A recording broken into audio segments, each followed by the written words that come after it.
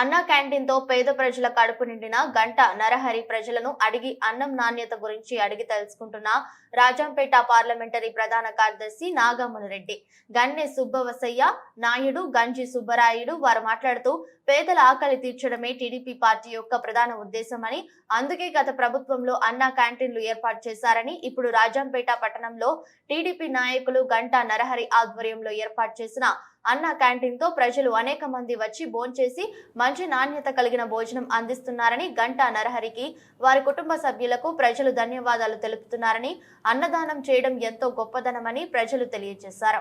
పేదలకు పెట్టుడు అన్నం పెట్టలేని ప్రభుత్వాలు ఎందుకని, ఎన్ని పథకాలు పెట్టినా, ఎన్ని ప్రచారాలు చేసినా పేదలు నోటికి అన్నం దొరికినప్పుడే నిజమైన పాలన కనిపిస్తుందని, అందుకే టీడీపీ ప్రభుత్వంలో అభివృద్ధి సంక్షేమంతో పాటు అన్నా క్యాంటీన్లు కూడా ఏర్పాటు చేసి పేదలకు, కార్మికులకు నాణ్యమైన భోజనాన్ని అందించారని వారన్నారు. రాజంపేటలో గంటా నరహరి అన్నా క్యాంటీన్ ఏర్పాటు చేయడం చాలా సంతోషకరమైన విషయమని వారన్నారు. ఈ కార్యక్రమంలో ప్రజలు అధిక సంఖ్యలో పాల్గొన్నారు.